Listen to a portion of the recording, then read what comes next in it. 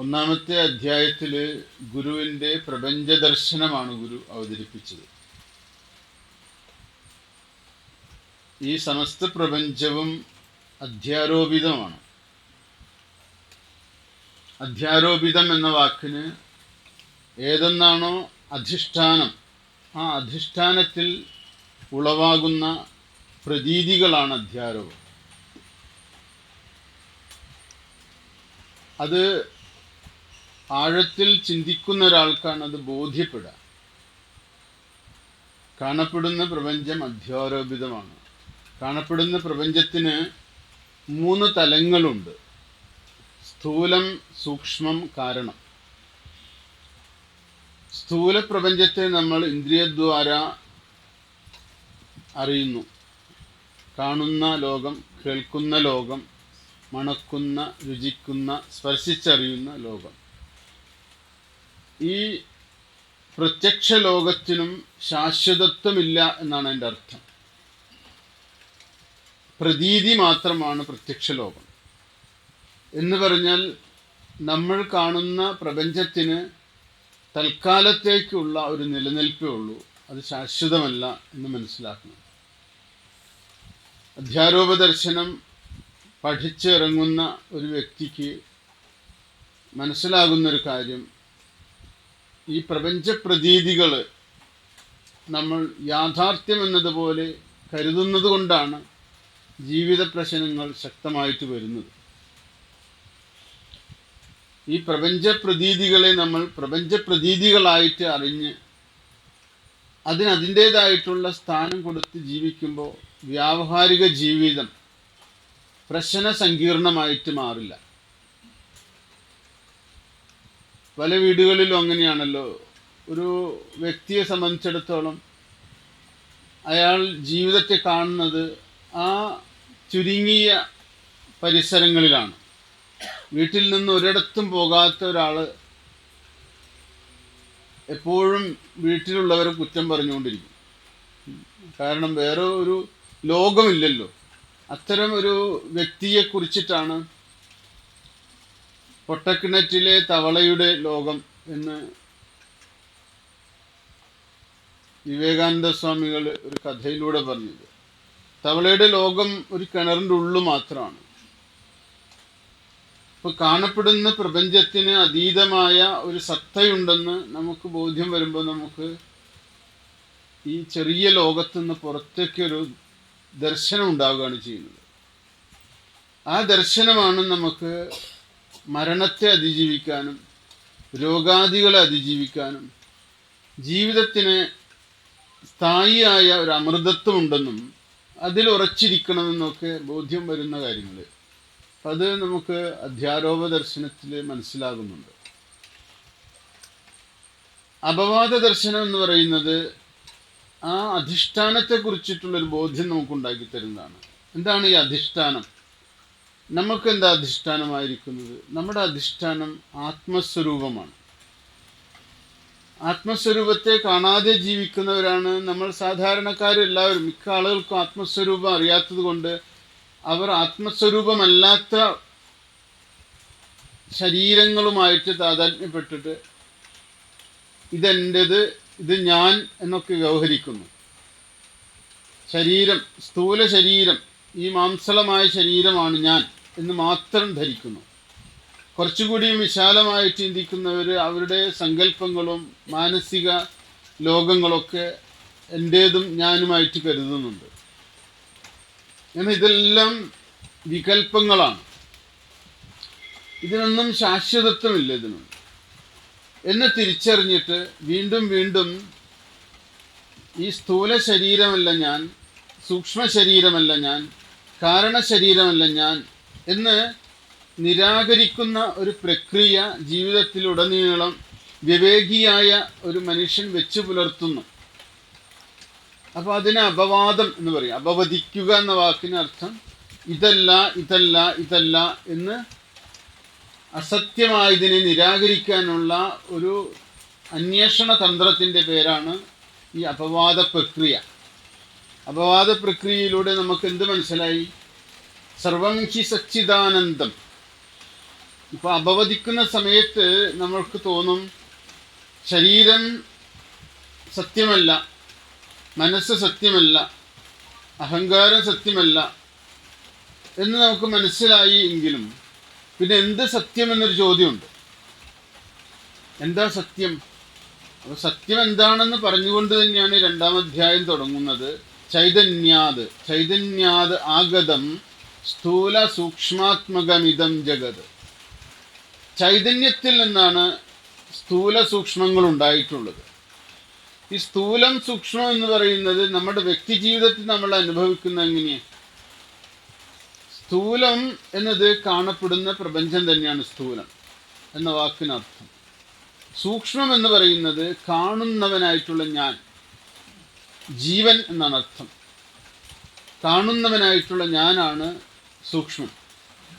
ഈ ഞാൻ എന്ന് പറയുന്നതിൽ മനസ്സ് പെടുന്നുണ്ട്, ബുദ്ധി പെടുന്നുണ്ട്, ചിത്തം പെടുന്നുണ്ട്, അഹങ്കാരം പെടുന്നുണ്ട്. ഈ അന്ധകരണങ്ങളെല്ലാം ഞാനാണ്. അങ്ങനെ സൂക്ഷ്മ സ്ഥൂല പ്രപഞ്ചാനുഭവത്തെ നമുക്ക് അപവദിച്ചിട്ട് വേണം ഈ ചൈതന്യത്തെ അറിയാനും ചൈതന്യമായിട്ട് തീരാൻ. അറിയുക എന്ന് പറഞ്ഞാൽ ചൈതന്യം വേറൊരു വസ്തുവായിട്ട് അറിയല്ല. സാധാരണ നമ്മൾ അങ്ങനെയാണ് അറിയുന്നത്. ഒരു വസ്തുവിനെ അറിയുമ്പോൾ ആ വസ്തുവിൽ നിന്നും വേറിട്ട് നിന്നുകൊണ്ടാണ് ഞാൻ അറിയുന്നത്. അവിടെ ഒരു ഡ്യുവാലിറ്റി ഉണ്ട്, ഒരു ദ്വൈതമുണ്ട്. എല്ലാ അറിവുകളിലും ഒരു ദ്വൈതബോധമുണ്ട്. ഈ ദ്വൈതബോധമില്ലാതെ ആത്മസ്വരൂപത്തെ, ചൈതന്യത്തെ അറിയുന്ന പ്രക്രിയയ്ക്ക് ആത്മാനുഭവം എന്ന് പറയും.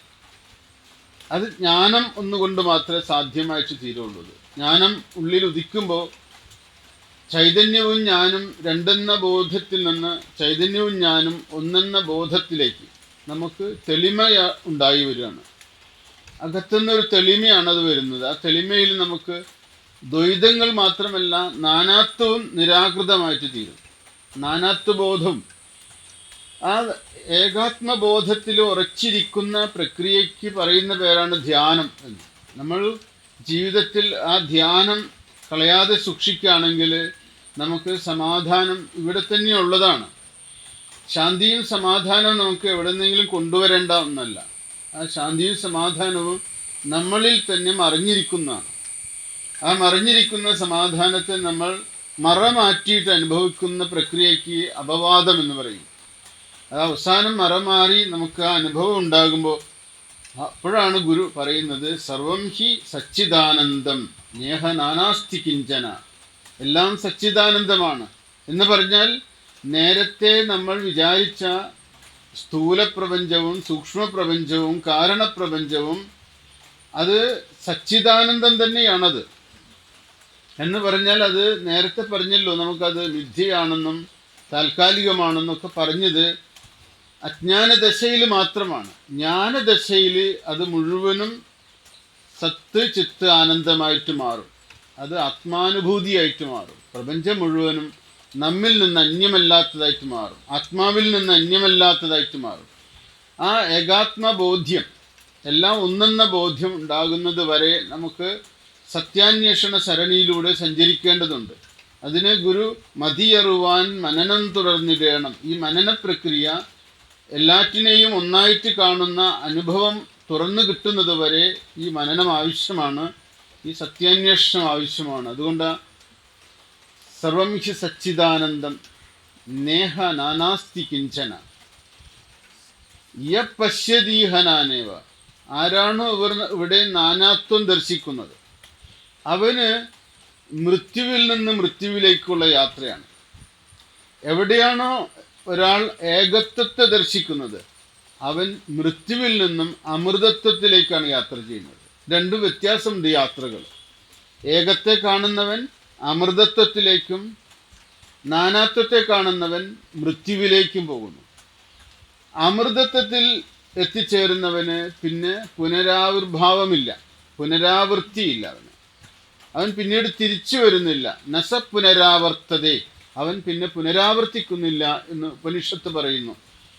എന്നാൽ അല്ലാത്തവനോ അവന് പുനരാവൃത്തിയുണ്ട്. അതുകൊണ്ടാണ് പുനരഭി ജനനം, പുനരഭി മരണം, പുനരഭി ജനനീ ജഠരേ ശയനം എന്ന് ഭജഗോവിന്ദത്തിൽ ആചാര്യസ്വാമികൾ പാടുന്നത് അത് മൃത്യും സഗച്ഛതി, അവൻ മൃത്യുവിൽ നിന്ന് മൃത്യുവിലേക്ക് തന്നെ പോയിക്കൊണ്ടിരിക്കുന്നു എന്ന് പറഞ്ഞാൽ സംസാര ചക്രത്തിൻ്റെ ഭാഗമായിട്ട് അവൻ ജനിച്ച് മരിച്ചിങ്ങനെ ചുഴന്നുകൊണ്ടിരിക്കുകയാണ് ചെയ്യുന്നത്. ഇത് പറഞ്ഞുകൊണ്ടാണ് അപവാദ ദർശനം അവസാനിപ്പിച്ചത്. ഇനി നമുക്ക് അടുത്ത അധ്യായം അസത്യദർശനമാണ്. അസത്യദർശനം. അപ്പോൾ രണ്ട് അധ്യായങ്ങൾ നമ്മുടെ കഴിഞ്ഞു. ഈ 2 അധ്യായങ്ങൾ ഒരുമിച്ച് പഠിക്കേണ്ടതാണ്. 2 അധ്യായങ്ങൾ ഒരുമിച്ചെടുക്കണം. ഒന്ന് പ്രപഞ്ചത്തിൻ്റെ നിരാസം. ഇത് രണ്ടും ഒരു ഭാഗമാണ്. ഒരു സത്യത്തിൻ്റെ തന്നെ 2 മുഖങ്ങൾ കാണിച്ചു തരും. പ്രപഞ്ചത്തെ മാറ്റിക്കഴിഞ്ഞാൽ അധിഷ്ഠാനമായിട്ടുള്ള ചൈതന്യം. പ്രപഞ്ചത്തിൻ്റെ അധിഷ്ഠാനത്തെ കാണാതിരിക്കുമ്പോൾ പ്രപഞ്ചം അധ്യാരോപിതമായിട്ട് നമുക്ക് തോന്നും, അനുഭവപ്പെടും.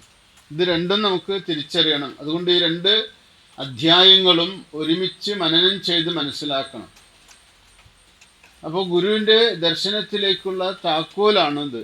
2 അധ്യായങ്ങൾ, അധ്യാരോപ ദർശനവും അപവാദ ദർശനവും. ഇനി അസത്യദർശനം എന്തെന്ന് പറയുകയാണ്. എന്താണ് അസത്യം? സത്യമല്ലാത്തത് എന്തോ അത് അസത്യം. സത്യം എന്താണ്? അപ്പോൾ 3 കാലത്തിലും നിലനിൽക്കുന്നതെന്തോ അതാണ് സത്യം. നാശമില്ലാത്തതെന്തോ അതാണ് സത്യം.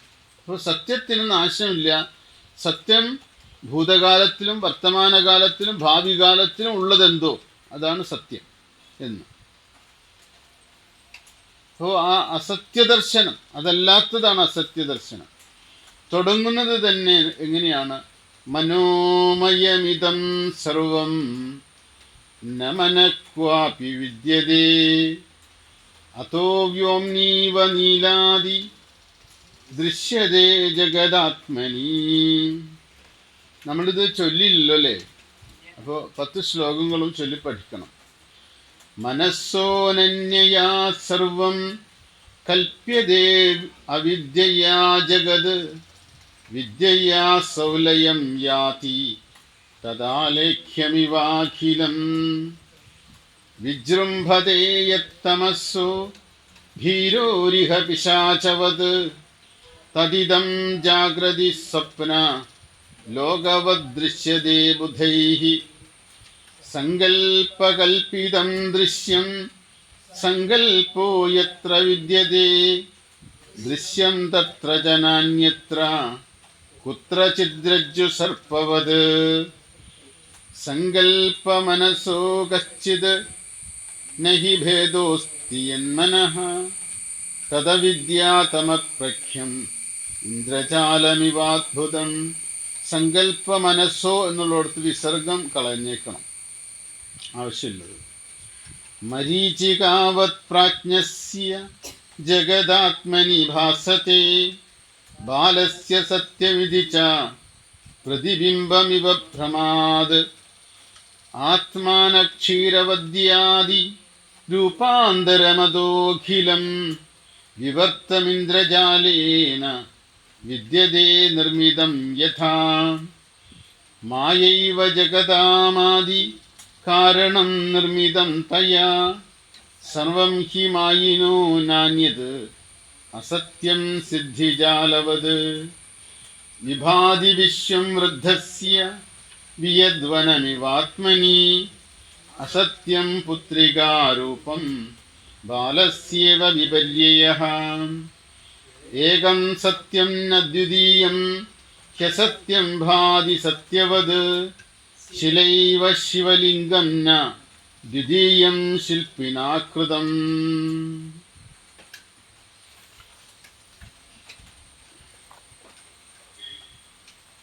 മനോമയം. മനോമയമിതം സർവം ന മനഃ ക്വാപി വിദ്യതേ.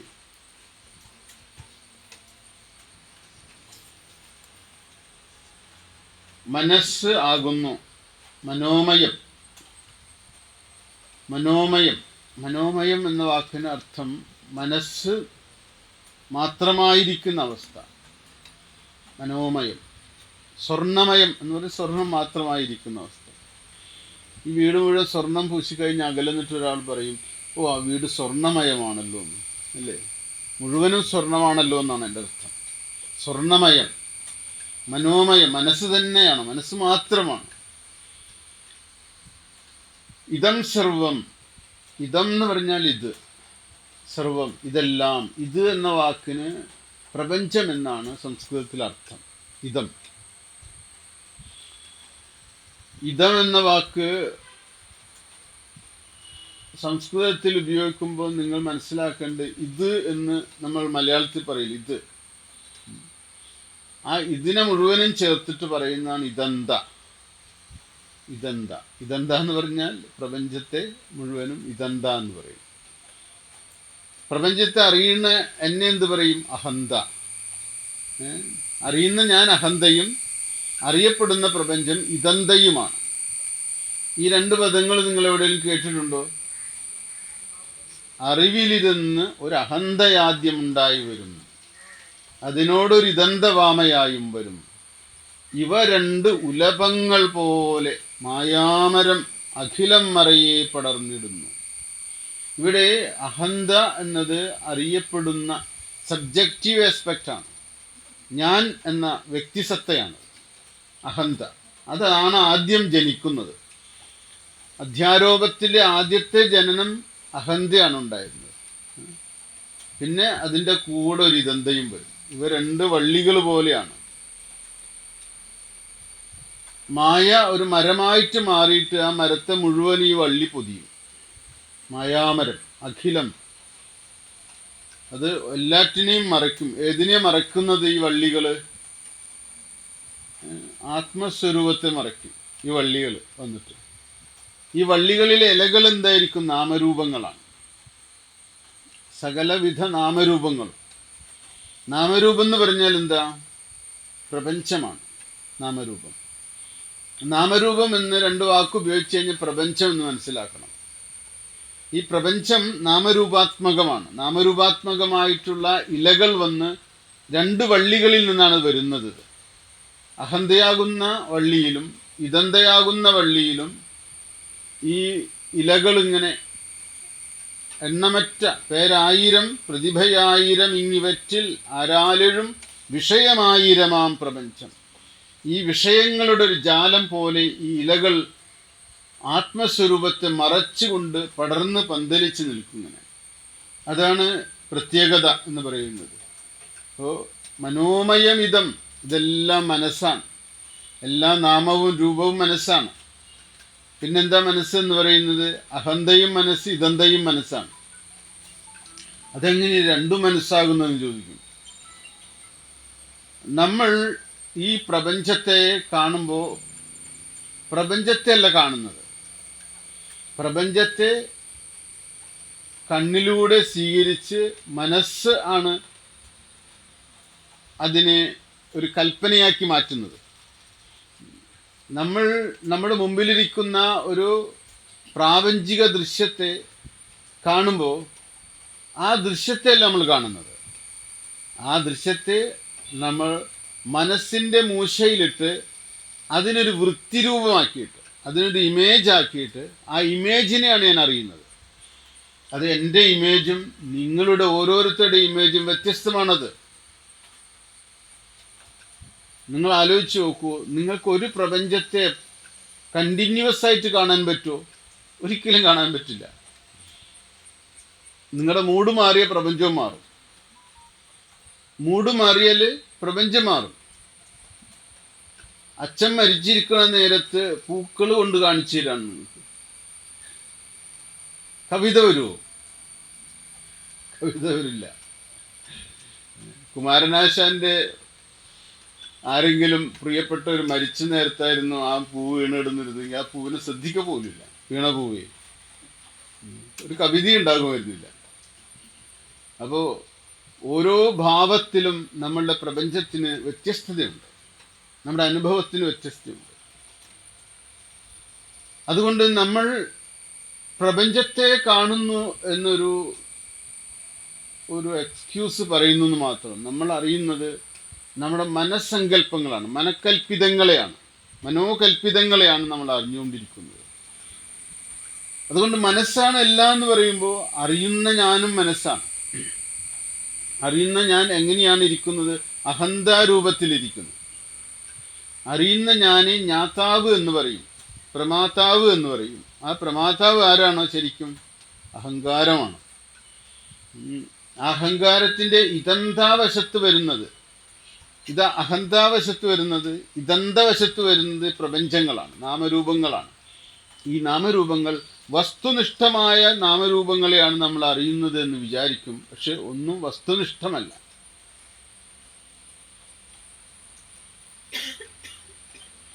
ഒന്നും വസ്തുനിഷ്ഠമല്ല. അതൊക്കെ ആത്മനിഷ്ഠങ്ങളാണ്. നമ്മളുടെ പ്രപഞ്ചം നമ്മൾ കാണുന്നത്, എൻ്റെ പ്രപഞ്ചം ഞാൻ അറിയുന്നത് അല്ലേ? ഒരു കവിക്ക് അങ്ങനെയല്ലേ? ഒരു കവിത എഴുതുമ്പോൾ ആ കവിത അയാളുടേത് മാത്രമാണ്. വേറെ ഒരു ആസ്വാദകൻ ആ കവിത വായിക്കുമ്പോൾ അയാളുടേതാണ് കാണുന്നത്, ആ കവിതയൊന്നല്ല. ഇപ്പോൾ ഒരു കവിത എഴുതിയൊരു കവി ആ കവിത വേറെ ആൾക്ക് കൊടുത്തു, അയാളത് വായിച്ചിട്ട് അതിൽ മിസ്റ്റിസിസം ഉണ്ട്, അതിൽ നിഗൂഢതയുണ്ടെന്ന് പറഞ്ഞാലോ അത് അയാളുടേതാണ് ആ കവിത. അത് ആ കവിതയെ അയാളിലൂടെ വായിക്കാൻ ശ്രമിക്കുകയാണ്. വസ്തുനിഷ്ഠമായ ഒരു കവിതയില്ല ഈ ലോകത്തിൽ. വസ്തുനിഷ്ഠമായ ഒരു കവിതയില്ല എന്ന് പറയാൻ കാരണം കവിത ഒരിക്കലും വസ്തുനിഷ്ഠമല്ല, അത് വ്യക്തിനിഷ്ഠമാണ്, ആത്മനിഷ്ഠമാണ്.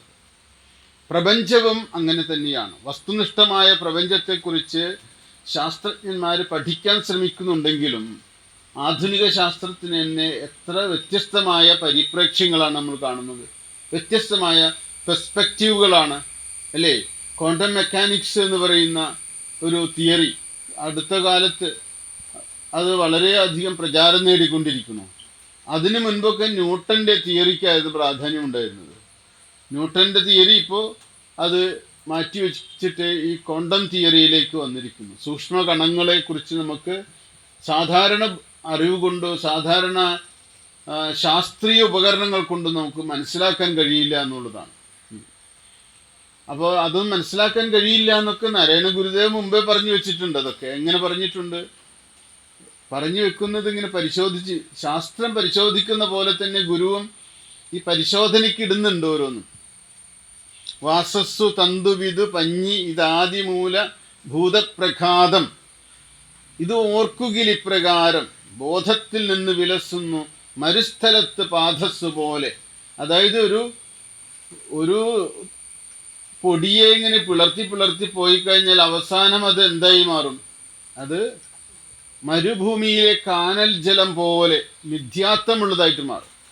അജ്ഞാനത്തിൽ മാത്രം പ്രകാശിക്കുന്ന ഒരു പ്രതിഭാസമായിട്ടത് മാറും, ഒരു എനർജി ആയിട്ടത് മാറും. അതാണ് ഗുരു പറഞ്ഞു വെച്ചിട്ടുള്ളത്. അപ്പോൾ ശാസ്ത്രജ്ഞന്മാരിത് പുതിയതുപോലെ പറയാൻ ശ്രമിക്കുന്നു. പക്ഷേ മഹാത്മാക്കൾ ഇത് മുന്നേ കണ്ടറിഞ്ഞിട്ടുള്ളതാണ്, ഈ അനുഭവങ്ങളല്ലാതെ. ഇതൊന്നും നമ്മൾക്ക് മനസ്സിലാക്കാൻ കഴിയുന്നില്ല. നമ്മൾ എവിടെയൊക്കെയോ നമ്മുടെ ചിന്തയെ കൊണ്ടുപോയിട്ട് അടയിരിക്കാൻ അനുവദിക്കുകയാണ്, മുന്നോട്ട് പോകാൻ സമ്മതിക്കുന്നില്ല. നമ്മൾ ഏതെങ്കിലും ഒരു വിശ്വാസത്തിലേക്ക് പോകുന്നു, ആരെങ്കിലും മുന്നോട്ട് വെച്ച ഒരു വിശ്വാസത്തിലേക്ക് പോയി നമ്മുടെ അന്വേഷണത്തിന് ഒരു പര്യവസാനം ഉണ്ടാക്കുകയാണ് ചെയ്യുന്നത്. അപ്പോൾ അവിടെയൊക്കെയാണ് ശ്രീനാരായണ ഗുരുവിൻ്റെ വളരെ കൂലങ്കഷമായിട്ടുള്ള ഒരു അന്വേഷണം ദർശനമാലയിലൂടെ ഗുരു അവതരിപ്പിച്ച് മനുഷ്യബോധത്തെ വികസ്വരമാക്കി തരുന്നത്. ഇവിടെ മനോമയമിതം സർവം, ഈ പ്രപഞ്ചം മനോമയമാണ് എന്ന് പ്രസ്താവിക്കുമ്പോൾ അത് പരിശോധിക്കപ്പെടേണ്ടതാണ്, ചിന്തിക്കേണ്ടതാണ്. ചിന്തിക്കുന്നവർക്ക് മാത്രമേ ബോധ്യപ്പെടുകയുള്ളൂ മനോമയമാണ്. എന്നിട്ട് രണ്ടാമത് പറയുന്നത് ന മനഃ ക്വ അപി വിദ്യതേ, മനസ്സ്, ആ മനസ്സ് ക്വാപി എവിടെയും ഒരിടത്തും ന വിദ്യതയില്ല. ആ മനസ്സിനെ അന്വേഷിച്ച് നോക്കി എവിടെയും കാണില്ല. നിങ്ങളോട് ചോദിക്കുന്നു, നിങ്ങളുടെ മനസ്സ് എനിക്ക് കാണിച്ചു തരാമോ? നിങ്ങൾക്ക് കാണിച്ചു തരാൻ പറ്റും? മനസ്സ്, ഹൃദയം പോലും കാണിച്ചു തരാൻ പറ്റുന്നില്ല അല്ലേ? ഹനുമാൻ ഇങ്ങനെ നെഞ്ചു പിളർത്തി ഹൃദയം കാണിച്ചു. ഏത് ഹൃദയ?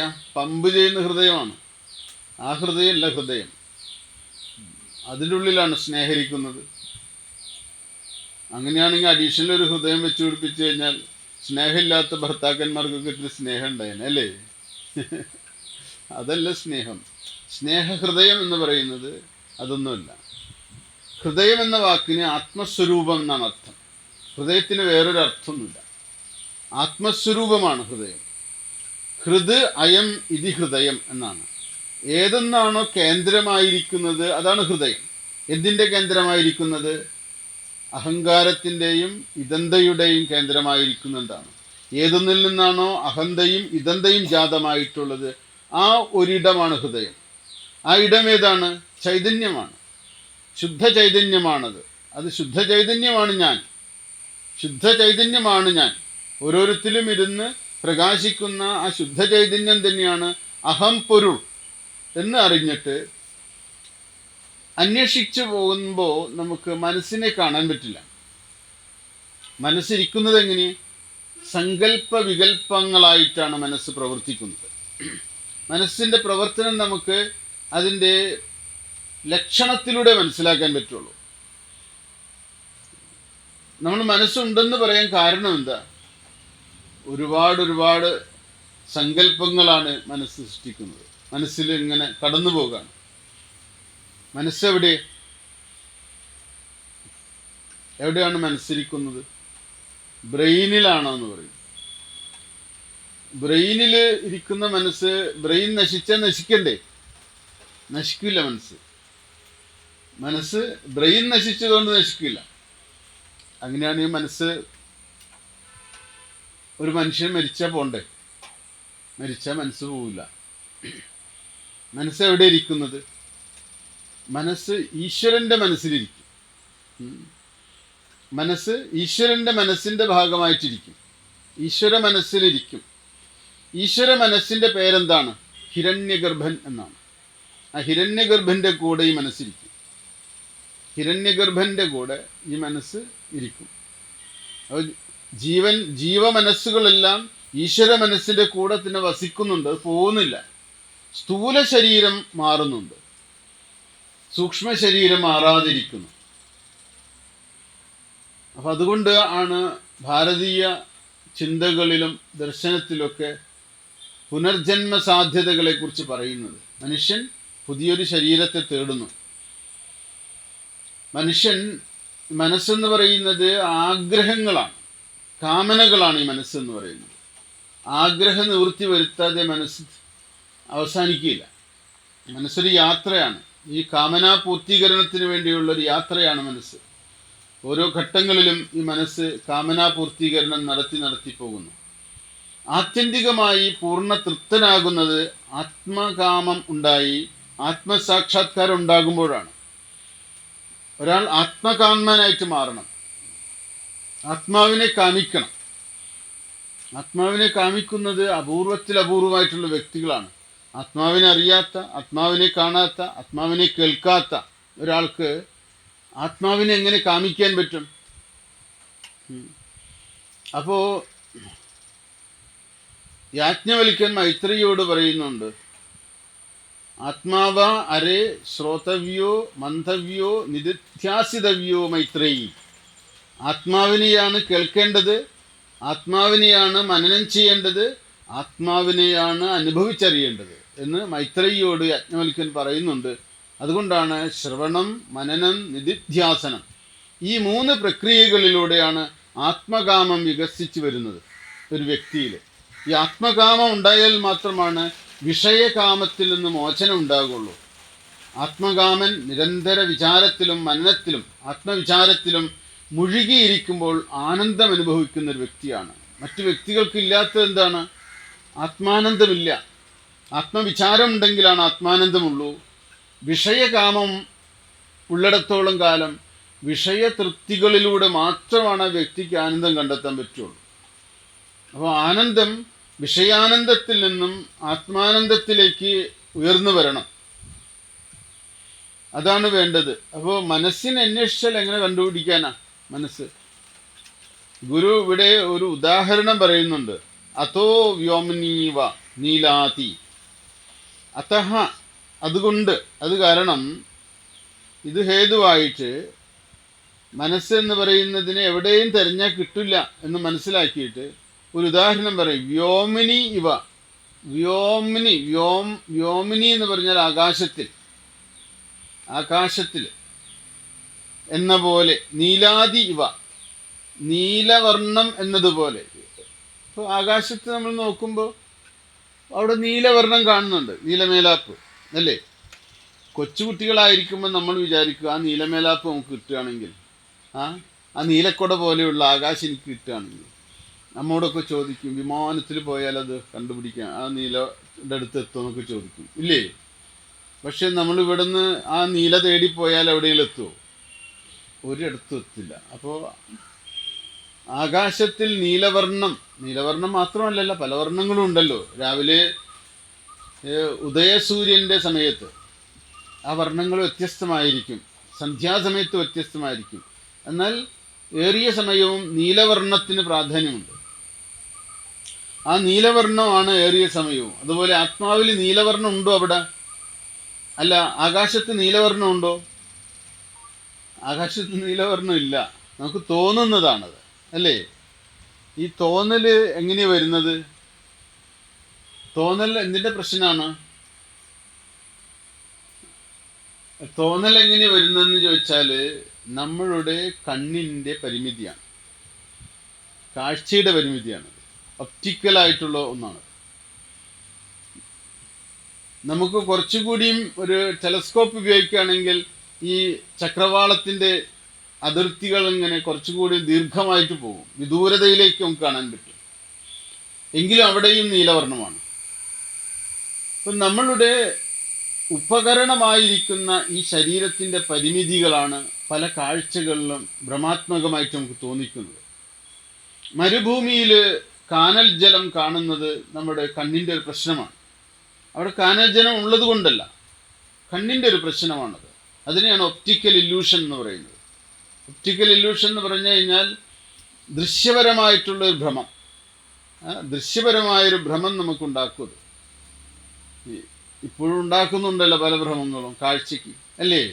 മനുഷ്യൻ്റെ ആകർഷണ വികർഷണങ്ങളൊക്കെ ഈ കാഴ്ചയിലല്ലേ ഇരിക്കുന്നത്. ചില പാട്ട് കേൾക്കുമ്പോൾ നമുക്ക് നമ്മുടെ ഇമാജിനേഷൻ വളരുകയും, ചില കവിതകൾ വായിക്കുമ്പോൾ ഇമാജിനേഷൻ വളരുകയും നമ്മളിൽ ആകർഷണങ്ങളും വികർഷണങ്ങളും ഉണ്ടാകുന്നുണ്ട്. ചില ആളുകൾക്ക് വേടൻ്റെ പാട്ട് കേൾക്കുമ്പോൾ ആകർഷണം ഉണ്ടാകുന്നു. ചില ആളുകൾക്ക് ഭജൻസ് കേൾക്കുമ്പോൾ, നന്ദഗോവിന്ദം ഭജൻസ് കേൾക്കുമ്പോൾ ആകർഷണം ഉണ്ടാകും. അതെന്തുകൊണ്ടാണ് ഉണ്ടാകുന്നത്? അവരുടെ വ്യക്തിഗതമായിട്ടുള്ളതാണത്. ആ വ്യക്തിഗതമായിരിക്കുന്ന അവരുടെ താല്പര്യങ്ങളും സംസ്കാരങ്ങളുമാണ് അവരെ ആകർഷിപ്പിക്കുന്നതും വികർഷിപ്പിക്കുന്നതും.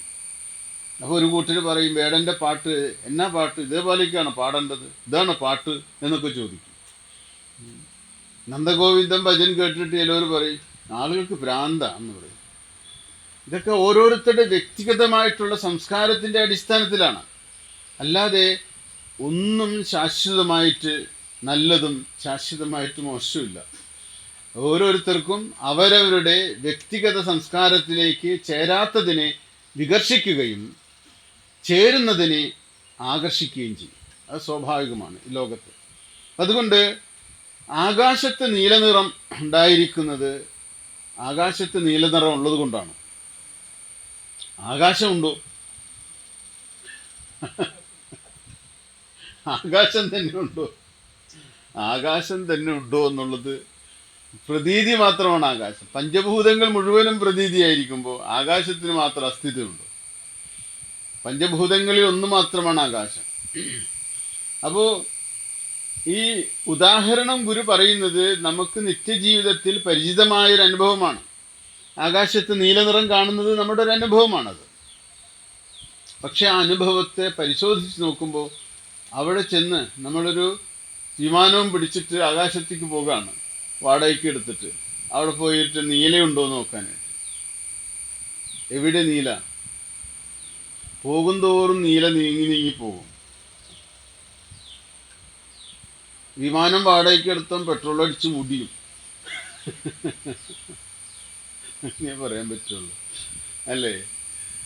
എത്ര പെട്രോൾ അടിച്ചാൽ ചക്രവാള സീമകളിലേക്ക് എത്താൻ പറ്റുന്നത്? അപ്പോൾ അതൊരു മിഥ്യാത്വമാണ്. അതല്ലാതെ അതുകൊണ്ടാണ് ഗുരു ഈ ഉദാഹരണം എടുത്തിരിക്കുന്നത്. ഒരു ഉദാഹരണം എടുക്കുമ്പോൾ നമുക്ക് പലതും മനസ്സിലാകണം. ആകാശത്തിൽ നീലനിറം തുടങ്ങിയവ പോലെ ദൃശ്യതേ ജഗത് ആത്മനി, ആത്മാവിൽ ദൃശ്യമാകുന്നതാണ് ഈ ജഗത്ത്. ആകാശത്തിൽ നീലനിറം എന്ന പോലെ ആത്മാവിൽ ദൃശ്യമാകുന്നതാണ് ജഗത്ത്. ഇത് കൂടം കൊണ്ട് അടിച്ച് തലക്കടിച്ചിട്ട് തലരുള്ളി കയറ്റിയാലും നമുക്ക് മനസ്സിലാവില്ല. കാരണം എന്താ, നമ്മളുടെ അനുഭവത്തിൻ്റെ തലത്തിൽ സൂക്ഷ്മമായിട്ടുള്ള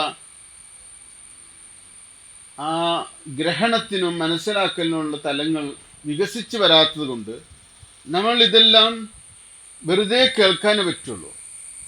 നമ്മൾ മനസ്സിലാക്കേണ്ട കാര്യം, ആത്മാവിൽ പ്രപഞ്ചം ആകാശത്തിൽ നീലനിറം എന്നതുപോലെ അനുഭവിക്കുന്നു പറഞ്ഞാൽ പ്രപഞ്ചം ഒരു തോന്നൽ തന്നെയാണ്, ഒപ്റ്റിക്കൽ ഇല്യൂഷൻ തന്നെയാണ്. അതും ഒരു ഇൻഡിവിജ്വൽ ഇല്യൂഷനാണ്. അതിന് ഭ്രമം എന്നാണ് പറയുക. പ്രപഞ്ചം ഒരു ഭ്രമമാണ്. ഭ്രമം എന്ന് പറഞ്ഞാൽ എന്താ? തെറ്റിദ്ധാരണ എന്നാണ് അർത്ഥം. ഒരു തെറ്റിദ്ധാരണയാണ്. ആ തെറ്റിദ്ധാരണയെ എത്രമാത്രം ഉൾക്കൊള്ളാൻ നമുക്ക് കഴിയുന്നുവോ അത്രമാത്രം നമുക്ക് ജീവിതത്തിൽ വിജയിക്കാൻ കഴിയും. എന്ന് പറഞ്ഞാൽ സ്വരൂപത്തിലേക്ക് നമുക്ക് ഉറച്ചിരിക്കാൻ പറ്റും. അതുകൊണ്ട് മനസ്സിനെ കുറിച്ചിട്ട് ഉള്ള പഠനത്തിൻ്റെ ആദ്യത്തെ ഒരു പാഠമാണ് ഗുരു പറയുന്നത്, മനസ്സ് എന്നൊന്നതില്ല എന്നാണ്.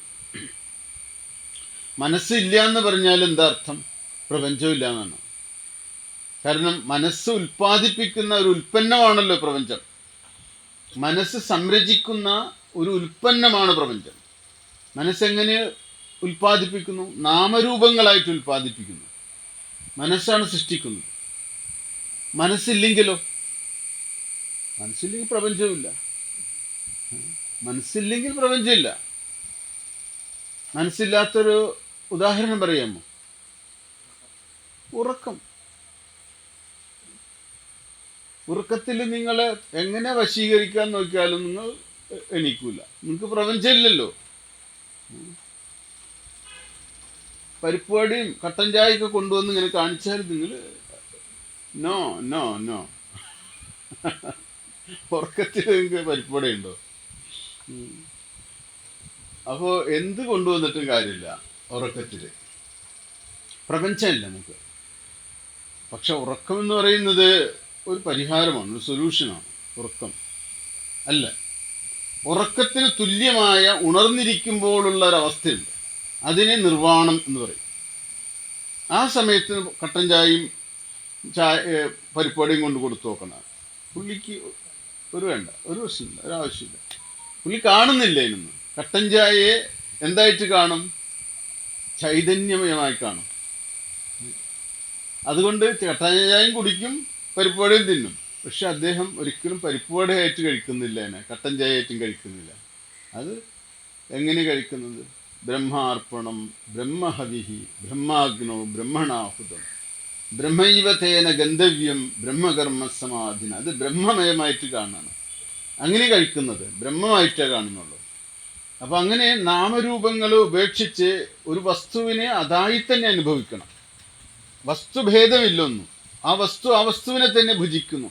ആ വസ്തു ആ വസ്തുവിനെ തന്നെ ഭുജിക്കുന്നു. ആ വസ്തു അങ്ങനെ അറിയുമ്പോഴാണ് നമുക്ക് കുറച്ചുകൂടി സ്വാതന്ത്ര്യം ഉണ്ടാകുന്നത് ജീവിതത്തിൽ. ഇതൊക്കെ നമ്മുടെ പൂർവികർ നമുക്ക് പറഞ്ഞു തന്നിട്ടുള്ള കാര്യങ്ങളാണ്, രഹസ്യങ്ങളാണ് ഇതൊക്കെ. കുറേ കഴിയുമ്പോൾ നമ്മുടെ സംസ്കാരം സർവത്തിലും ബ്രഹ്മത്തെ കാണാൻ പഠിക്കുന്നു, സർവത്തിലും ആത്മാവിനെ കാണാനും. വരൂ, ഫ്രണ്ടിലേക്ക് ഇരുന്നോളൂ ഇവിടെ. അങ്ങനെ എല്ലാറ്റിലും ആ ഒന്നിനെ, ഏകത്തെ കാണാനായിട്ട് ഒരു പായെടുത്താലോട് ഇരിക്കാം, അല്ലേ? പായോടെ ഉണ്ട്. സർവത്തിനും ഏകത്തെ കാണാനായിട്ട്. ഏകം, ആ ഏകം എന്താ? ആ ഏകം ഞാനാ. ഞാൻ തന്നെ നീ, നീ തന്നെ ഞാൻ, അല്ലേ? അങ്ങനെ അനുഭവിക്കാൻ പറ്റുമോ ആർക്കെങ്കിലും? ഞാനൊരു സൂഫി കഥ പറഞ്ഞിട്ടുള്ള പോലെ ഉണ്ട് പണ്ട്. ഇങ്ങനെ ഒരു കാമുകി ഒരു കാമുകനെ കാത്തിരിക്കുകയാണ്. ഒരു കാമുകനെ, അപ്പോൾ കാമുകൻ കാമുകിയെ കാണാനായിട്ട് അദ്ദേഹത്തിൻ്റെ ആ കാമുകിയുടെ അടുത്തേക്ക് ചെല്ലുമ്പോൾ കാമുകി ഒരു മുറിയിൽ ഇങ്ങനെ അടച്ചിരിക്കുക. വാതിൽമ പോയി മുട്ടി കാമുകൻ. അപ്പോൾ കാമുകൻ മുട്ടിയിട്ട് തുറന്നില്ല. അകത്തുനിന്ന് ചോദിച്ചു, ആരാ? ഞാൻ ഇന്ന ആളെന്ന് പറഞ്ഞു. അപ്പോൾ കാമുകി പറഞ്ഞു, അയാൾക്ക് ഇങ്ങോട്ട് ഇതിൽ പ്രവേശനമില്ല എന്ന് പറഞ്ഞു. ആൾ ദുഃഖിതനായി, ഖിന്നനായിട്ട് അയാൾ തിരിച്ചുപോയി. കുറേ കഴിഞ്ഞിട്ട് അദ്ദേഹം വീണ്ടും വന്നു. അദ്ദേഹം വീണ്ടും വെളിപ്പെടുത്തി, നിന്റെ കാമുകനാണ് ഞാൻ എന്ന് പറഞ്ഞു, നിന്നെ ഏറ്റവും അധികം സ്നേഹിക്കുന്ന ആളാണ് ഞാൻ എന്ന് പറഞ്ഞു. അപ്പോഴും അവൾ തുറന്നില്ല. മൂന്നാമത് എന്ന് അദ്ദേഹം കുറേ നേരം ഏകാന്തത്തിലിരുന്ന് ആലോചിച്ചു, എന്താ അവൾ തുറക്കാത്തത് എന്ന്, വാതിൽ തുറക്കാത്തത്. മൂന്നാമത് വന്ന് അവൻ പറഞ്ഞു, അവൾ ചോദിച്ചു, നീ ആരാണെന്ന് ചോദിച്ചു. അപ്പോൾ അവൻ പറഞ്ഞു, നീ തന്നെയാണ് ഞാൻ. അപ്പോൾ നിനക്ക് നീ തന്നെയാണ് ഞാൻ എന്ന് പറഞ്ഞപ്പോൾ ആ മുറിയിൽ നിനക്ക് എനിക്കും രണ്ടില്ല എന്നുള്ളത് കൊണ്ട് സ്പേസ് ഉണ്ടെന്ന് പറഞ്ഞു. അതുകൊണ്ട് തുറന്നു കൊടുത്തു. രണ്ട് എന്ന ഭാവം ഇല്ലാതിരിക്കുമ്പോഴാണ് സൂഫി കഥയാണിത്. അപ്പോൾ ആ കഥയിൽ എന്താ പറയുന്നത്, രണ്ട് എന്ന ഭാവം ഇല്ലാതിരിക്കുമ്പോൾ ചെറിയ ഇടത്തിലും രണ്ടു പേർക്ക് ഒന്നായിട്ടിരിക്കാൻ പറ്റും എന്നാണ്. ചെറിയ ഇടത്തിലും അല്ലേ, നമ്മൾ വലിയ കെട്ടിടം കെട്ടിയിട്ടും നമുക്കിപ്പോൾ രണ്ടു പേർക്ക് സന്തോഷമായിട്ട് ജീവിക്കാൻ പറ്റുന്നില്ല അല്ലേ. എത്രയോ മുറികൾ, ഇൻഡിവിജ്വൽ മുറികൾ കൊടുത്തിട്ടും ലിവിങ് റൂമിൽ ഒരുമിച്ചിരിക്കാൻ പറ്റില്ല. ലിവിങ് റൂം എല്ലാവർക്കും ഇരിക്കാനുള്ളതാണ്. ലിവിങ് റൂമിലേക്ക് വരുന്ന സമയത്താണ് തർക്കം തുടങ്ങുന്നത്, വാദം തുടങ്ങുന്നത്. നീ ഇന്നലെ എവിടെ പോയിരിക്കുകയായിരുന്നു, എന്തായിരുന്നു, ചോദ്യങ്ങളായി, അന്വേഷണങ്ങളായി, പ്രശ്നങ്ങളായി അല്ലേ. അപ്പോൾ ലിവിങ് റൂമിൽ ലിവിങ് ഇല്ല, അവിടെ കലഹം മാത്രമേ ഉള്ളൂ. അപ്പോൾ ചെറിയ മുറികളിലും ഒന്നിച്ചിരിക്കണമെങ്കിൽ ഞാനും നീയും എന്നുള്ള ഭേദമില്ലാതെ ഇരിക്കണം. ഈ ഭേദഭാവം എവിടെയുണ്ടോ അവിടെയാണ് പ്രശ്നങ്ങൾ ഉണ്ടാകുന്നത്. അപ്പോൾ മനസ്സ് ആത്യന്തികമായിട്ട് ഭേദഭാവമാണ്. മനസ്സ്, എല്ലാ മനസ്സും ഭേദഭാവത്തിൽ സൃഷ്ടിക്കുന്നുണ്ട് മനസ്സ്. അപ്പോൾ ആ മനസ്സിനെ നമുക്ക് നിരാകരിക്കാൻ കഴിയണം. മനോമയം ഇതം സർവം ന മനക്വാഭിവിദ്യത. മനസ്സിനെ എവിടെയെങ്കിലും കണ്ടുപിടിക്കാൻ പറ്റുമോ? മനസ്സിനെ നമുക്ക് കണ്ടുപിടിക്കാൻ പറ്റില്ല. അപ്പോൾ ആധുനിക ശാസ്ത്രത്തിലൊരു മനഃശാസ്ത്രം എന്ന് പറഞ്ഞ ഒരു വിഭാഗമുണ്ട്. ഈ മനഃശാസ്ത്രത്തിന് തന്നെ ഒത്തിരി ആവാന്തര വിഭാഗങ്ങളുണ്ട്. ഫിസിയോളജിക്കൽ സൈക്കോളജി എന്ന് പറയുന്ന ഒരു വിഭാഗമുണ്ട്. അവർ ഒരിക്കലും മനസ്സിന് ശരീരം വിട്ടിട്ട് വേറൊരു ഭാവം മനസ്സിനുണ്ടെന്ന് അവർ സമ്മതിച്ചു കൊടുക്കില്ല. അവർ പറയുന്നത് ബ്രെയിനിലെ ചില കെമിക്കൽ ചേഞ്ചുകളാണ് ഇതൊക്കെ ഉണ്ടാക്കുന്നത്. ബ്രെയിൻ മാത്രമേ സത്യമായിട്ടുള്ളൂ. മനസ്സ് ബ്രെയിൻ തന്നെയാണ്. മനസ്സും ബ്രെയിനും ഒന്ന് തന്നെയാണ്. മസ്തിഷ്കവും മനസ്സ് ഒന്ന് തന്നെയാണെന്ന് ശഠിക്കുകയും അതിനെ സമർത്ഥിക്കാൻ ശ്രമിക്കുന്ന ആളുകളെയാണ് ഫിസിയോളജിക്കൽ സൈക്കോളജിസ്റ്റുകൾ എന്ന് പറയുന്നത് അവർ. എന്നാൽ ഫ്രോയിഡിനെ പോലെയുള്ള, യുങ്ങിനെ പോലെയുള്ള മനഃശാസ്ത്രജ്ഞന്മാർ അങ്ങനെയല്ല കരുതിയിട്ടുള്ളത്. മസ്തിഷ്കത്തിന് പുറത്ത് മനസ്സിന് നിലനിൽപ്പുണ്ടെന്ന്. അങ്ങനെയാണ് അവർ എന്ത് പറഞ്ഞത്, ബോധമനസ്സ്, ഉപബോധ മനസ്സ്, അബോധ മനസ്സ് എന്നൊക്കെ നിർണയങ്ങൾ നടത്തിയിട്ട്. അബോധ മനസ്സിൽ യുങ് പറയുന്നത്, അബോധ മനസ്സിൽ നമ്മളുടെ പൂർവികരുടെ മനസ്സ് കൂടിയുണ്ടെന്നാണ്. നമ്മുടെ അച്ഛൻ്റെ, അച്ചാച്ചൻ്റെ, മുത്തച്ഛൻ്റെ ഒക്കെ മനസ്സ് നമ്മുടെ അബോധ മനസ്സിൻ്റെ കൂടെ ഉണ്ട്. അതിനെ യുങ് വിളിച്ചത് റേഷ്യൽ അൺകോൺഷ്യസ് എന്നാണ്. റേഷ്യൽ എന്ന് പറഞ്ഞു കഴിഞ്ഞാൽ വംശീയമായിട്ടുള്ള അവരുടെ ഓർമ്മകൾ പോലും നമ്മളുടെ കൂടെയുണ്ട്, നമ്മുടെ പൂർവികരുടെ ഓർമ്മ കൂടിയുണ്ട്. അതാണല്ലോ ചിലപ്പോഴൊക്കെ ചില കുഞ്ഞുങ്ങൾ ജനിച്ച് വളർന്നു വരുമ്പോൾ ഇപ്പം ശരിക്കും എൻ്റെ അച്ചാച്ചൻ്റെ പോലെ തന്നെ അല്ലേ അങ്ങനെയൊക്കെ പറഞ്ഞു കളയും. ചില ആളുകൾ ഇപ്പോൾ മുത്തച്ഛൻ്റെ പേര് കുട്ടികൾക്ക് ഇടുന്നുണ്ട് അല്ലേ, മുത്തച്ഛൻ്റെ പേര് തന്നെ ഇങ്ങോട്ട് ഇട്ട് കൊടുക്കും, അതേപോലെ ഇട്ട് കൊടുക്കും. അപ്പോൾ അത് എന്തുകൊണ്ടാണെന്ന് വെച്ച് കഴിഞ്ഞാൽ ഈ വംശീയ മെമ്മറി, റേഷ്യൽ മെമ്മറി എന്ന് പറയും. റേഷ്യൽ മെമ്മറി എന്ന് പറഞ്ഞാൽ വംശീയമായ സ്മൃതി നമ്മുടെ കൂടെയുണ്ട്. നമ്മുടെ പൂർവികരുടെ സ്മൃതി നമ്മുടെ കൂടെയുണ്ട്, ഇപ്പോഴും ഉണ്ട്.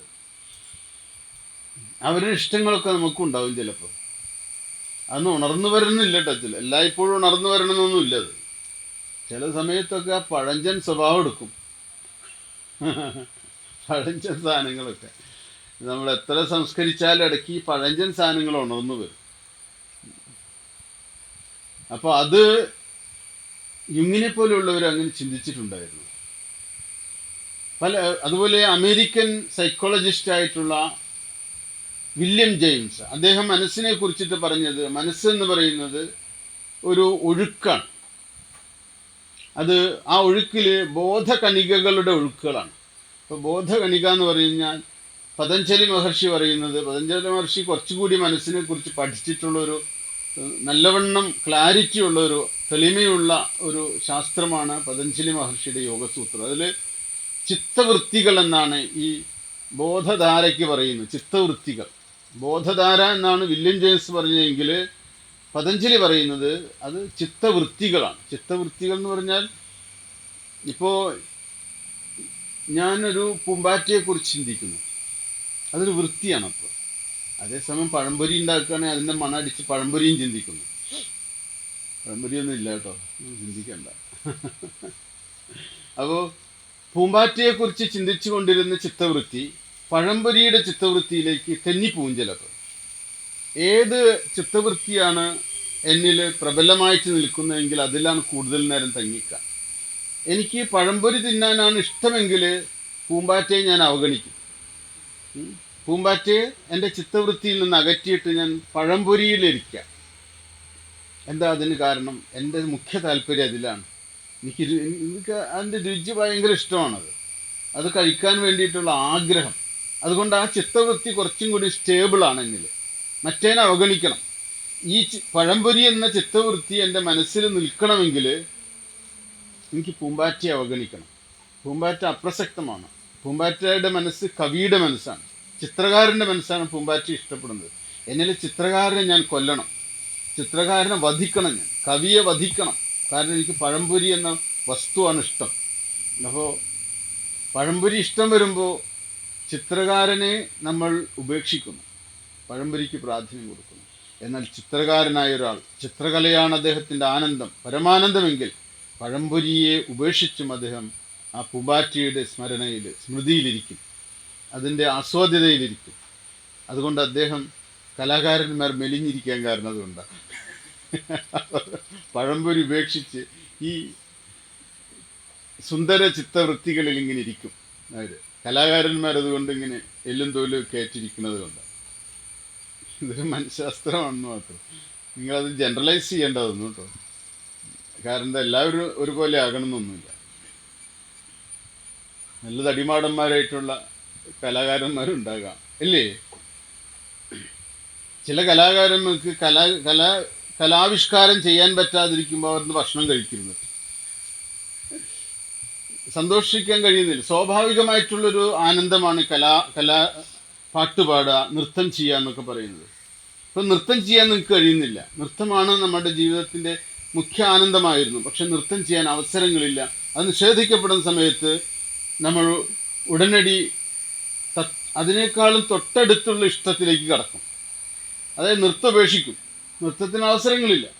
നൃത്തമാണ് ആനന്ദം, പക്ഷെ തൊട്ടടുത്ത് ഭക്ഷണം കഴിക്കുക എന്നുള്ളതാണ്. അങ്ങനെ കലാകാരി, നർത്തകി നൃത്തം ഉപേക്ഷിച്ച് ഭക്ഷണം കഴിച്ച് തടി വെച്ച് പിന്നെ നൃത്തം ചെയ്യാൻ പറ്റാതെ വരും. അങ്ങനെ ചിലരുണ്ട്.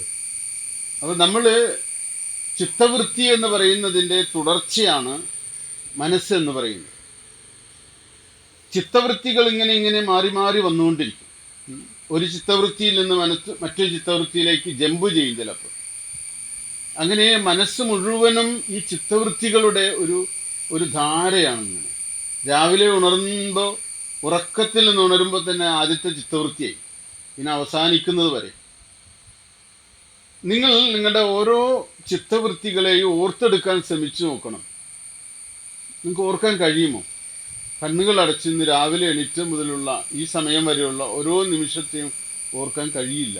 കാരണം അതിൻ്റെ ഇടയിൽ ഇങ്ങനെ കുറേ ഓർമ്മക്കേടുകളുണ്ട്, വിസ്മരണങ്ങളുണ്ട്, മറവികളുണ്ട് അതിൻ്റെ ഇടയ്ക്ക്.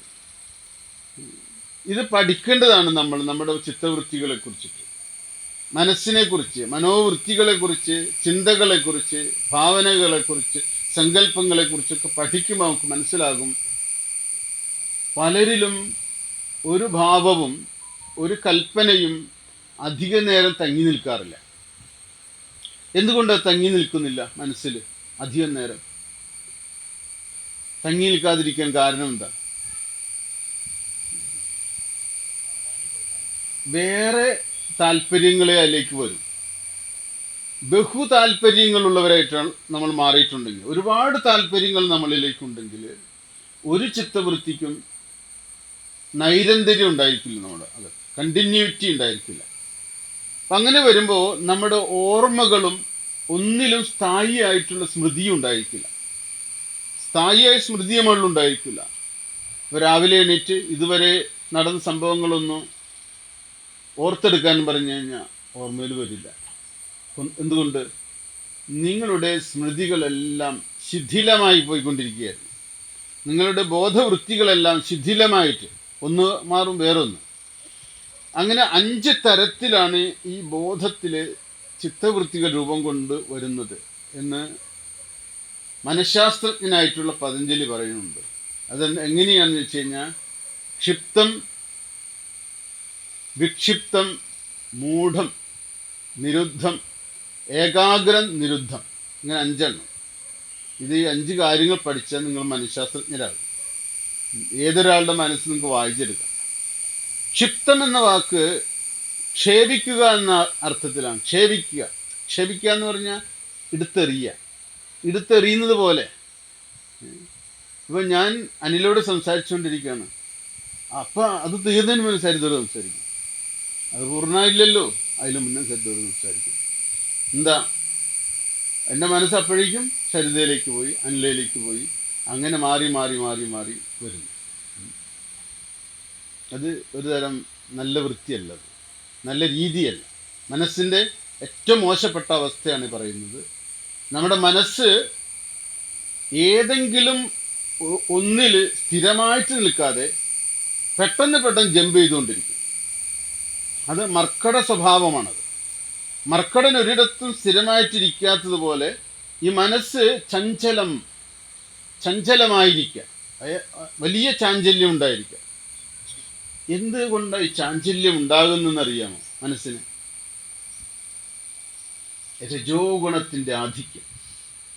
രജോഗുണത്തിൻ്റെ ആധിക്യമാണ് മനസ്സിനെ ചഞ്ചലമാക്കുന്നത്. അപ്പോൾ മനഃശാസ്ത്രത്തിൽ പഠിക്കേണ്ട ഒരു കാര്യമുണ്ട്. മനസ്സിനെ കുറിച്ച് പഠിക്കുമ്പോൾ ആദ്യം മനസ്സിനെ പ്രവർത്തിപ്പിക്കുന്ന ഗുണങ്ങളെക്കുറിച്ച് പഠിക്കണം. അതിൽ സത്വം, രജസ്, തമസ്, ഈ 3 ഗുണങ്ങളും മനസ്സിനെ പ്രവർത്തിക്കുന്നതിൽ ഭാഗഭാക്കാണ്. അതിൽ ഏറ്റവും ശക്തമായിട്ടുള്ള ഒരു മനസ്സിനെ ചഞ്ചലമാക്കുന്ന ഒരു ശക്തിയാണ് രജസ്. അപ്പോൾ രജസ് ലഘൂകരിക്കാനായിട്ട് നമ്മൾ സാത്വിക വൃത്തികളെ പ്രോത്സാഹിപ്പിക്കണം. സാത്വിക വൃത്തികളിൽ ഏറ്റവും പ്രധാനം സജ്ജന സംസർഗമാണ്. സജ്ജന സംസർഗത്തിൻ്റെ പേരാണ് സത്സംഗം. സത്സംഗത്തിൽ നമുക്ക് രജോവൃത്തികളിൽ അടങ്ങുകയും സത്വവൃത്തികൾ വർദ്ധിക്കുകയും ചെയ്യും. അപ്പോൾ അങ്ങനെ വരുമ്പോൾ നമുക്ക് ഏതിലാണോ നമ്മൾ ശ്രദ്ധിക്കുന്നത് അതിൽ ഏകാഗ്രത വരും. ഏകാഗ്രത. അപ്പോൾ ക്ഷിപ്തം എന്ന വാക്കിൻ്റെ അർത്ഥം ഇങ്ങനെ ക്ഷേപിച്ച് സ്കാറ്റേർഡ് മൈൻഡ് എന്നാണ് എൻ്റെ അർത്ഥം. തെറിച്ച് പോകുന്ന മനസ്സ്. അപ്പം നിങ്ങളുടെ കുട്ടികളെക്കുറിച്ച് പലപ്പോഴും പറയല്ലേ, അവൻ ഒരു ഹൈപ്പർ ആക്റ്റീവാണ്, അവനൊന്നിലിരിക്കുന്നില്ല. എന്തുകൊണ്ടാണ് അവനൊന്നിലിരിക്കാതെ പോണത്? അവൻ്റെ മനസ്സിൻ്റെ കുഴപ്പമാണോ? അവൻ്റെ മനസ്സിൻ്റെ കുഴപ്പത്തിന് മുമ്പ് നമ്മുടെ മനസ്സല്ല അവനിലേക്ക് വന്നത്. നമ്മുടെ മനസ്സ്. അതുകൊണ്ട് പിണ്ടനന്ദിയൊക്കെ പഠിപ്പിക്കുന്ന സമയത്ത് പിണ്ടനന്ദിയിൽ പറയുന്നത് ഒരു പ്രജയെ ഉൽപ്പാദിപ്പിക്കുന്നത് ഒരു ധ്യാനമായിരിക്കണം എന്നാണ്. പ്രജയെ ഉൽപ്പാദിപ്പിക്കുക എന്ന പ്രജോത്പാദനം എന്നത് ഒരു ധ്യാനമായിരിക്കണം. അല്ലെങ്കിൽ കുഞ്ഞിൻ്റെ ചിത്തവൃത്തികൾ ഇങ്ങനെ ക്ഷേപിച്ചുകൊണ്ടിരിക്കും, ഹൈപ്പർ ആക്റ്റീവ് ആകും. ഈ ഹൈപ്പർ ആക്റ്റീവ് അല്ലാതെ കുറച്ചുകൂടി ശാന്തമായ വൃത്തിയോടുകൂടി ഒരു പൂജാവിധിയോട് കൂടിയിട്ട് എന്ന് പറയുന്ന വിധത്തിലാണ് പ്രജോത്പാദനം ചെയ്യേണ്ടത്. അങ്ങനെയുള്ള കുഞ്ഞുങ്ങൾക്ക് സ്വാഭാവികമായിട്ട് ചിത്തവൃത്തികൾക്ക് തെളിമയുണ്ടാകും. സാത്വിക ബോധം തന്നെ തുടക്കത്തിലുണ്ടായിരിക്കും. ഇനി ഇവൻ്റെ ഹൈപ്പർ ആക്റ്റീവായിട്ടുള്ള കുട്ടികൾ ചെറുപ്രായത്തിൽ തന്നെ ഹൈപ്പർ ആക്റ്റീവായിട്ട് വിടാൻ അനുവദിച്ചു കഴിഞ്ഞാൽ ആ പ്രാരബ്ധം കുറഞ്ഞ് അവൻ മെച്ചപ്പെട്ടു വന്നോളും കാലങ്ങളിലൂടെ. ഇങ്ങനെയൊക്കെ മനസ്സിനെക്കുറിച്ചുള്ള പഠനമാണ് ഗുരുദേവൻ നടത്തുന്നത്. മനോമയം ഇതം സർവം. എൻ്റെ പ്രാപഞ്ചിക അനുഭവം മുഴുവനും മനോമയമാണ്. എന്നാൽ ഈ മനസ്സവിടെ ഉണ്ടോ എന്ന് ചോദിച്ചാൽ മനസ്സിനെ അന്വേഷിച്ചാൽ കണ്ടെത്തില്ല. മനസ്സിനെ അന്വേഷിച്ച് നോക്കൂ. ആരാണ് അന്വേഷിക്കുന്നത് മനസ്സിനെ? ഞാനാണ് അന്വേഷിക്കുന്നത്. ഞാൻ ഇരുട്ടോ വെളിച്ചമോ? ഞാൻ ഇരുട്ടോ വെളിച്ചമോ? ഞാൻ എന്ന ശുദ്ധമായിട്ടുള്ള സ്വരൂപം ഇരുട്ടോ വെളിച്ചമോ? വെളിച്ചമാണ് ഞാൻ. അഹം ഇരുളല്ല. ഗുരുവിന് പറഞ്ഞിട്ടുണ്ടല്ലോ, അഹം ഇരുളല്ല. അങ്ങനെയുള്ള ഇരുളല്ലാത്ത ഞാൻ ഈ വെളിച്ചവും പിടിച്ചുകൊണ്ട് ഇങ്ങനെ മനസ്സാകുന്ന ഇരുട്ടിനെ തിരയാണ്. മനസ്സൊരു ഇരുട്ടാണ്. മനസ്സെവിടെ എന്ന് തെരഞ്ഞു പോയാൽ എനിക്ക് കണ്ടുപിടിക്കാൻ പറ്റുമോ? കാരണം എന്താ? തിരയുന്ന ഞാൻ വെളിച്ചവും കൊണ്ടാണ് പോണത്. ഞാൻ വെളിച്ചമായിട്ട് പോകാൻ കാരണം എന്താ? എപ്പോൾ ഞാൻ അന്വേഷിക്കുന്നു അപ്പോൾ ഞാൻ ജാഗ്രത ആകും. ജാഗ്രത എവിടെയുണ്ടോ അവിടെ മനസ്സില്ല. എവിടെ അവെയർനെസ് ഉണ്ടോ, ഉണർവുണ്ടോ, അവിടെ മനസ്സ് തിരോഭവിക്കുകയും അസ്തമിക്കുകയും ചെയ്യും. അപ്പം അത് എവിടെയാണോ നമ്മൾ മനസ്സിനെ തിരയുന്നത്, മനസ്സിനവിടെ കാണില്ല. പ്രേതത്തെ തിരയാൻ നിങ്ങൾ ടോർച്ചുമായിട്ട് പോയാൽ കാണാൻ പറ്റുമോ? ടോർച്ചുമായിട്ട് പോയ പ്രേതത്തെ കാണില്ല. കാരണം ഇരുട്ടത്തെ പ്രേതം ഉണ്ടാവുള്ളൂ. ടോർച്ചിന്റെ വെളിച്ചത്തിൽ പ്രേതം ഉണ്ടാവുമോ? കണ്ടിട്ടുണ്ടോ നിങ്ങള് എവിടെയെങ്കിലും? കണ്ടിട്ടുണ്ടെങ്കിൽ പറയണേ. പ്രേതം എന്നത് ഇരുട്ടിന്റെ മറവിലിരിക്കുന്ന ഒരു ഭാവനയാണ്. ഇരുട്ടുണ്ടെങ്കിൽ മാത്രമേ അതിന് സ്ഥിതി ചെയ്യാൻ പറ്റുള്ളൂ, അല്ലാതെ സ്ഥിതി ചെയ്യാൻ പറ്റില്ല. അതുകൊണ്ട് ടോർച്ചുമായിട്ട് 8 കെട്ടര ടോർച്ച് കയറ്റി നിങ്ങൾ പോകുകയാണെങ്കിൽ എങ്ങനെ പ്രേതത്തെ കാണാൻ? നിങ്ങളുടെ മൊബൈലൊക്കെ അടിച്ചാൽ ചിലപ്പോൾ കാണും. മൊബൈൽ വെളിച്ചില്ലല്ലോ അധികം, അപ്പം ഇത്തിരി പേടിയുണ്ടാകും. ഭയം എവിടെയുണ്ടോ അതാണ്. ഭയങ്കരമിതം ശൂന്യം വേതാള നഗരം യഥ തഥൈവ വിശ്വമഖിലം വ്യകരോദദ്ഭുതം വിഭു. അത് ഭയം ഇരുട്ടിന്റെ രൂപത്തിൽ പ്രേതത്തെ ഉണ്ടാക്കുന്നതാണ്, അല്ലാതെ പ്രേതം അവിടെ ഉണ്ടോ? പിശാചില്ലല്ലോ അവിടെ. ഇതൊക്കെ ഗുരു കണക്ട് ചെയ്യുന്നുണ്ട് എല്ലാറ്റിനെയും. മനസ്സ് തന്നെയാണ് ഭയത്തെ ഉൽപ്പാദിപ്പിക്കുന്നത്.